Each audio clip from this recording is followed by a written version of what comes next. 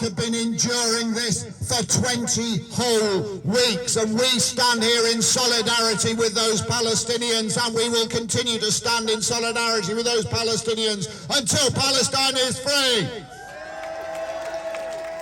Free, free! Free, free! Free, free! Now we've got a tremendous lineup of speakers here today, and some of them are going to be introduced in one moment, but I also want to let people who know have been asking, we are expecting to have a little bit of a march. Do people want to have a little bit of a march? Okay, so maybe we don't want to tip Barclays off too soon, do we? But maybe Barclays is going to be closed by the time that we get there and shut it down again. Boycott! Boycott!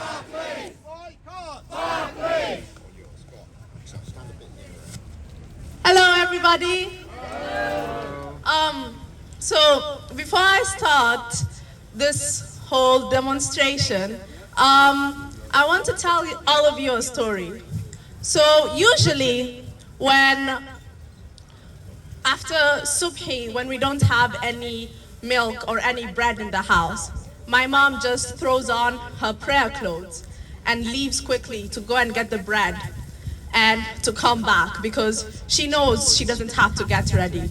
And I think one of the most striking things I have seen in this 20 weeks of continuing bombardment in Gaza, seeing it from our screens, because that's the only thing we can do, just watch from our screens, is seeing all the women and all the girls and all the mothers walk around in the prayer clothes that my mom will put on to go and get bread or milk from the house, because she knows she'll be back in 10 minutes. Most of those women, most of those ladies were not back in their houses in 10 minutes. You see them day after day in prayer clothes, clothes you put on because you know you'll be back in your bed in a jiffy, you'll be back in your room in a jiffy, you'll be back in your sitting room in a jiffy. You see them perform heroic feats. You see them go through their day-to-day lives, these day-to-day lives that is being upended again and again by Israeli bombardment. You see them respond to emergencies again and again. You see them respond to bombs. You see them respond to their families being wiped out one by one, and they're not even ready for it. And I know every single person here understands that, because this is the 20th consecutive week, as my friend said, the 20th consecutive week that we are out here demonstrating against the ruthless genocide that is happening in Gaza. We understand it. What are we going to do about it? What we will do about it is break the links, break the chains of blood that slither from the corporations here all the way to Gaza to continue that ruthless bombardment. We will break the links, break the chains that Barclays has between Barclays and the Israeli genocide. We will break the links, break the chains between Aqsa and the Israeli genocide. We will break the links, break the chains between Fisher German, and we have broken the links, broken the chains between Fisher German. We have shut Albert down. We are shutting Albert down one by one. We will shut them down from their investors. We will shut them down as we have shut them down from their landlords. We will shut them down from their factories. We will kick them out of this country, because where we are right now is in the belly. Where we are right now is in the heart of the machine that is driving this genocide in Gaza. And if you look at your screen and you see these things and you think they are happening oceans away, no, they're starting here. And you as a human being have a duty to wake up every day and to know that you live in the place that the cogs, this machine, are working in. You live right in the heart, and you can throw a wrench in that cog. We can all throw wrenches in that cog. We can shut this machine down. We can. So we have a huge lineup of speakers. We have a march going down. So I'll just go along and get my first speaker. In our thousands, in our millions. In our thousands, in our millions. Hi, well, my name's Owen. I'm one of the organisers of the Big Ride for Palestine.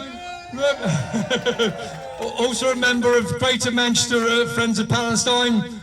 And an older white person who's against genocide. It's certainly not in my name, and it's not in millions of other people's names. We often hear from Netanyahu and his cronies that this is a war against Hamas. But mass starvation is not a war. Bombing hospitals, bombing schools is not a war. Collective punishment of citizens is not a war. This is genocide. And what we're witnessing is insanity. Indiscriminate bombing of a civilian population, 2/3 of whom are women and children. And we have a UK government that's not only voted against a ceasefire, but is profiteering from selling arms to Israel. Absolutely dreadful. Disgusting. Shame, right word, and even greater shame for the Labour Party, who are also voting for a ceasefire. It makes no sense at all. Yeah. Now, other speakers will talk in much greater detail about the situation in Gaza. But what I want to do is talk about one action we can all take. And you will have heard of the boycott, divestment and sanctions movement. Yes. Well, one thing we can all do is boycott. And we can boycott Israeli products that you'll find in stores and supermarkets, like dates, avocados, oranges, herbs, sabra hummus. There's a range of things. Check the labels. You'll be amazed by the number of things that come from Israel, and the sale of which funds the Israeli war machine. So you do a good thing by boycotting Israeli produce. But it's not just about boycotting Israeli produce in stores and supermarkets. It's boycotting the corporations and institutions like Barclays, like Puma, like McDonald's, like Starbucks. They all supply goods or support the Israeli war machine, so they're also legitimate targets for us to boycott. I haven't got my phone with me, so I've had to kind of use this instead. Actually, I haven't figured out how to do it on the phone. I'm very, very impressed when you see young people just got their phone and they whiz it down. I think I'm always going to block my phone off. Now, as consumers, we have choices, and we can support justice by what we buy or what we don't buy. So, most important thing, stop buying Israeli produce. That's probably the most important thing. Second, persuade others to not buy Israeli produce. And one way you can do that, we have thousands of stickers here, and when I've finished, and I'll stand to the side here, I'll give anybody a sheet of 24 stickers if you want them that say boycott Israeli produce. It's a fantastic way of persuading others not to buy Israeli produce. And you can either put it on the price label, because most people won't buy something if they don't know what the cost is, and you can put a few on the actual produce. Well, what I'd prefer you to do, number 3, is to move that produce to other places in the store. Make it difficult for the supermarket to sell stuff. It's very easy, and it's, you know, these are small actions we can all do. It can make you feel good though to actually pick up like 20 sabra hummuses or 40 avocados. Put them somewhere else, hide them. You know, make sure that they can't be sold. Fourth action, talk to the manager, right? They're always super polite, they're always over reasonable, but tell them that you're appalled by the fact that they're selling Israeli produce in their store. You know, and tell them why. It's funding the actual war machine in Israel. It's funding the genocide. They shouldn't be selling Israeli produce. And they have alternatives. Like we did a boycott outside of Sainsbury's, in fact, two Saturdays ago. Well, on the Friday night, they had avocados from Spain, Chile and Israel. On the Saturday, all the Israeli ones had gone. Great. Not so. Actually, the other thing I want to say is when you move them, just be careful, don't damage them. Some of them will be soft and you might make them unsellable. But anyhow, going back to no, okay, right. I've got. So fifth one, I've got 2 minutes. Fifth one, make a customer announcement. You'll be amazed at how people kind of listen, and it goes fantastically viral on the social media. Not something I understand, but my daughter over there is an expert, and she helped kind of make it go viral. So not everyone will feel comfortable going onto roofs or occupying offices. But actually, hats off to those of you who do.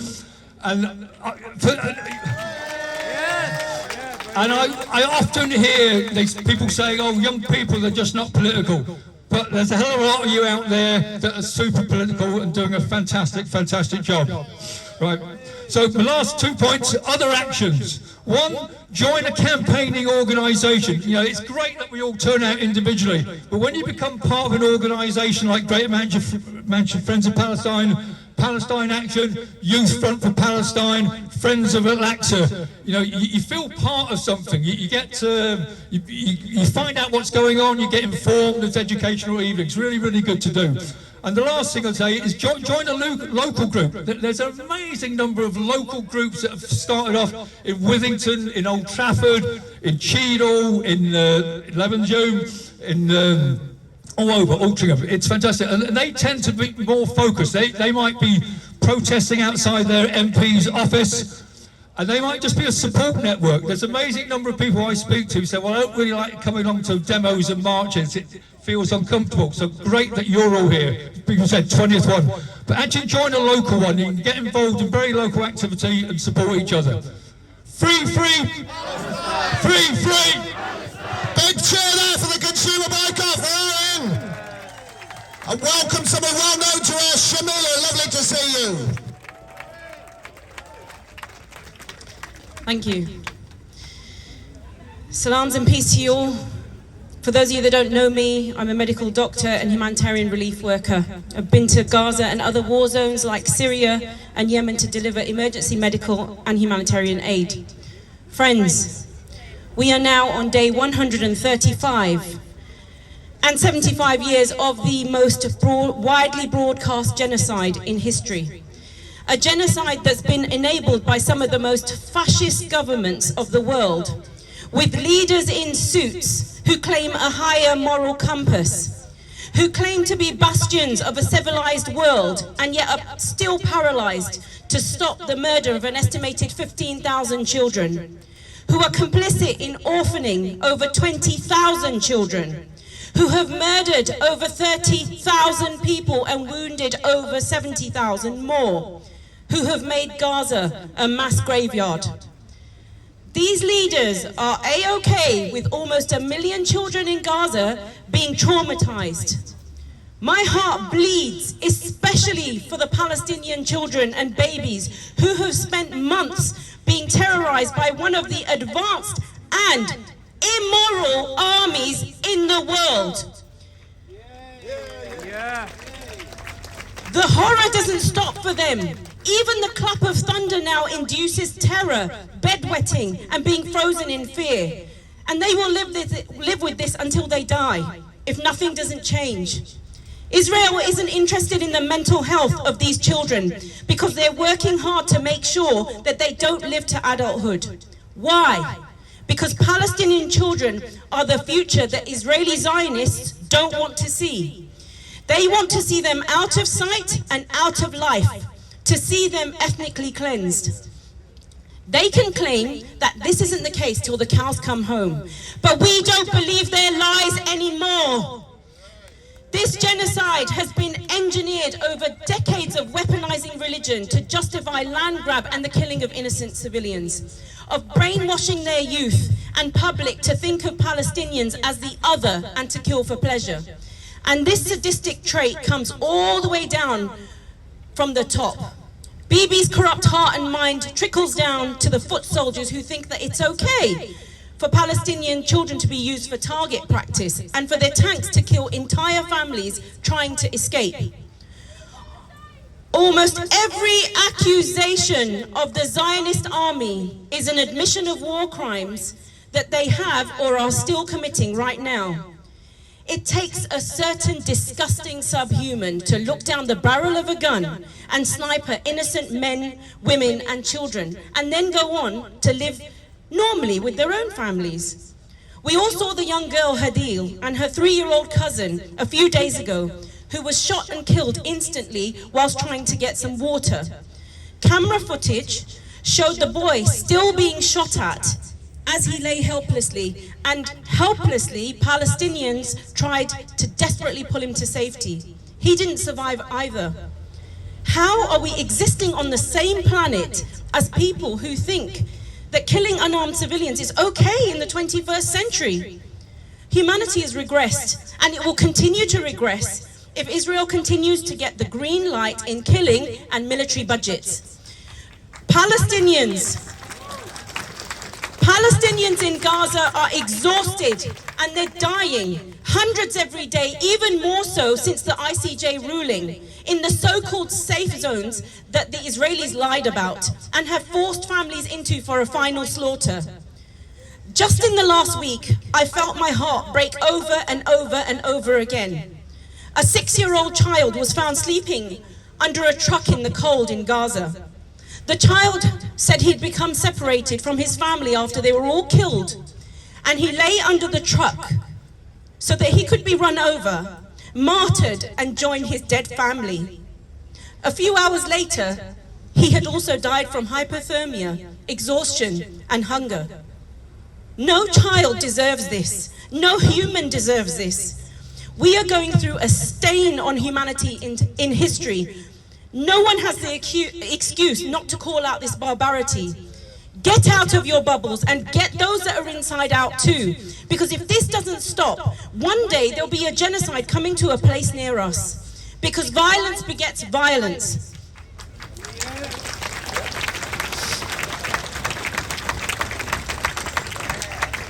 Ladies and gentlemen, what have the past 4 months taught us? Netanyahu and his fanatical cronies in the parliament have skills. The number one skill is being able to barefaced lie to their own public, their media, and to the rest of the world. Nothing that man says or his supporters holds any credibility anymore. The masks are off, and we can see every hypocrite for the genocide enablers that they are.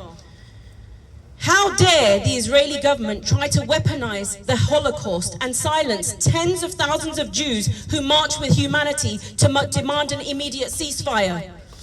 How dare they call our brothers and sisters in faith self-hating Jews, or the rest of us terrorists, for calling out this genocidal behavior? For far too long, Israel and its complicit partners in the West have acted with impunity.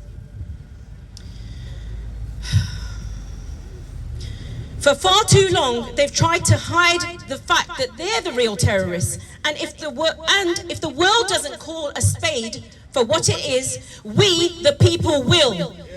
Israel and its supporters, the US, the UK, and anyone else supplying weapons of mass destruction, they're the real terrorists in this. I want to take a moment to acknowledge the disruptors of our movement. Those that put themselves, their bodies, their souls out there, risking arrest to raise their head above the parapet, to stop arms and any enablers of genocide. History will remember you, my friends, and we see you. This last week, they deserve a huge applause. They deserve huge applause.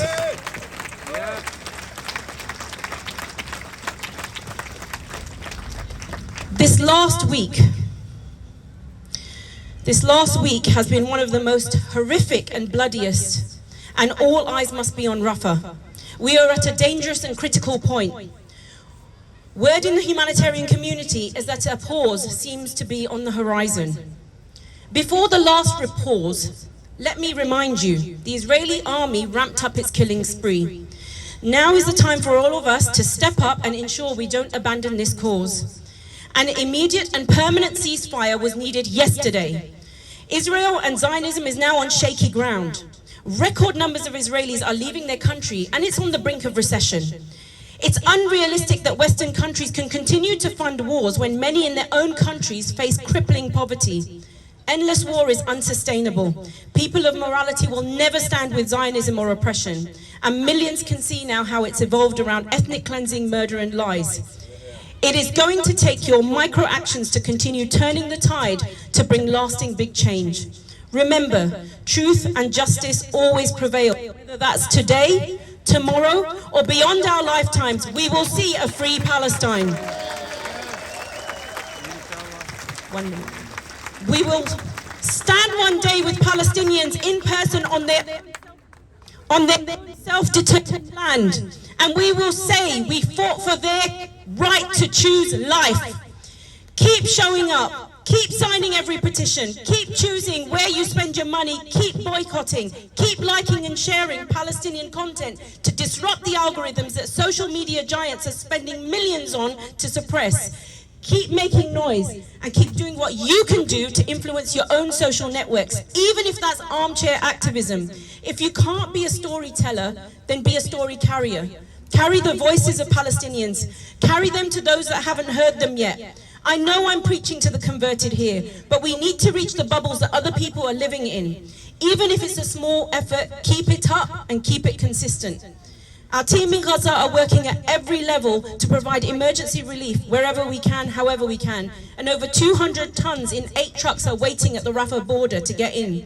We're putting advocacy pressure on every level in this government. Find out more how you can support at palestinesupport.com or follow at Dr. Shmila on Instagram. We will never give up and we will never give in. We're in this for the long haul. Keep sending that message back to genocide enablers that you will never break the resolve of the people. We will keep protesting and marching until we see a free Palestine, because the people united will never be defeated. The people united will never be defeated. Free, free Palestine! Thank you so much. A big round of applause for Shamila.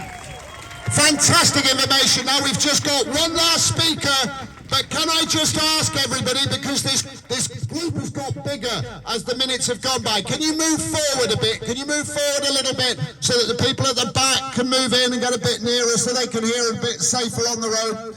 Can you hear at the back over there as well? Very good, thank you. So our last speaker, and then do we want to march? All right, all yours. Thank you. Good afternoon to everyone, including the people who've been sent here to spy on us by Mossad and by the British government. Oh, don't worry, we'll show you what real call. It's been mentioned before, but I do want to emphasise the power of solidarity, community and people power in general. You may have noticed that keeps switching off on me.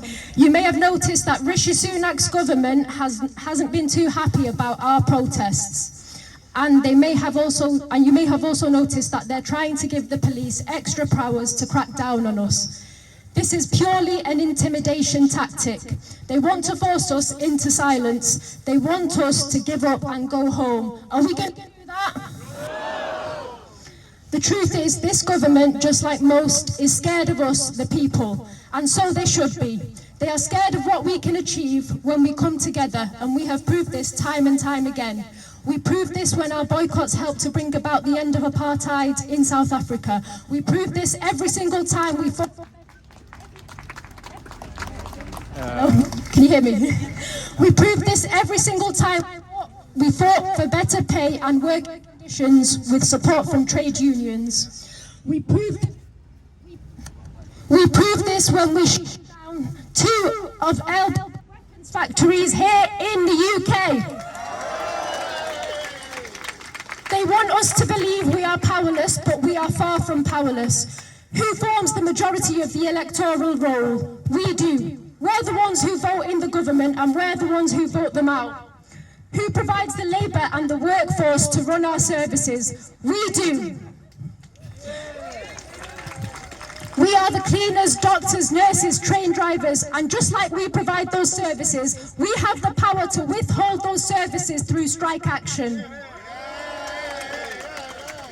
Who consumes the products these companies create and sell? We do. And just like we spend our money for their benefit, we have the power to withdraw our money from the economy through our boycotts. We've already seen Puma drop their sponsorship of the Israeli football team, and we've seen McDonald's and Starbucks freak out over a drop in their profits. Never underestimate the power of your actions. Not only are they making a difference, but the people in Palestine see what we do. Back in November, Plestia, a young journalist from Gaza, actually shared a photo of one of our protests here in Manchester on her Instagram story. And she specifically said that when she's feeling her lowest, she looks through her emails to read the messages of solidarity and support sent to her by people all around the world.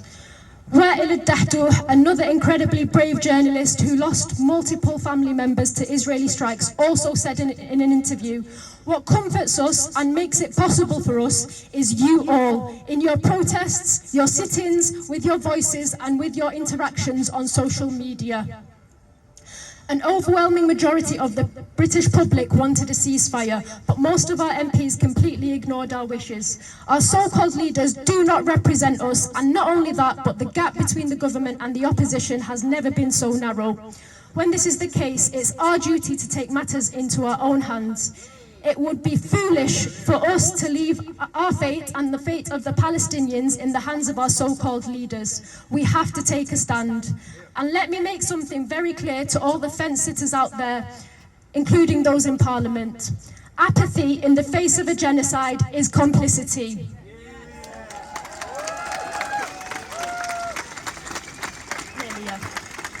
A final reminder. Liberation is not going to come from the top down, it's going to come from the bottom up, just like with all other civil rights struggles. They are not going to just wake up and decide to treat the Palestinians as humans. We have to force them to treat the Palestinians as humans by continuing to apply pressure in the face of their dying settler colonialist project. What the Palestinian struggle represents is so much bigger than Palestine. It's the struggle between imperialism and the right of indigenous people to autonomy and self-determination. It's the struggle between the colonizer and the colonized. It's the struggle between truth and power. The path to liberation has always started from the streets. Boycott, protest, lobby, blockade, look after each other and don't back down. Thank you. Thank you. Brilliant. Absolutely brilliant. Now, we are going to set off in a minute, so get ready to march behind the banner, which will be over there. But I'm just going to let a few words of advice and caution and respect that we all need to hear. All right, so I won't take very long, but this is just a few notes about how we keep each other safe and we don't leave anyone behind. So if everyone can just repeat after me. Mic check. Mic check. We keep each other safe. We don't talk to the police. If you are arrested, say no comment. If you are arrested, do not accept a caution. If you are arrested, do not accept the duty solicitor. Call Robert Lazar solicitors. Alert a steward if you witness an arrest. No comment. No caution. No duty solicitor. We don't talk to the police. We don't talk to police liaison wearing blue. We stay together in the block. We are safer when we are together. Only we can keep each other safe. Okay, great. Thank you, everyone. We have some bust cards in English and in Arabic, so if you need one, please come and get one. And if you witness an arrest, please make sure that the person getting arrested has access to a bust card. All right, thank you. Thank you so much, because we've marched respectfully and safely all these 20 weeks, and we intend to continue to do so. Now, in order to do that, I'm going to ask you to move towards the front this way. And just to echo the point that was just made about the law, I'm very pleased to announce that 7 Palestine Action supporters who occupied the area around Leicester's Elbit factory last year got off their court cases this week. So let us be clear, we have a right to protest. We have a right to close down those arms factories because they are the criminals, not us. We have a right to walk our streets. And we have a right to protest just as the Palestinians have the right to resist. So let's show that right today. If you'd like to turn in that direction, if you'd like to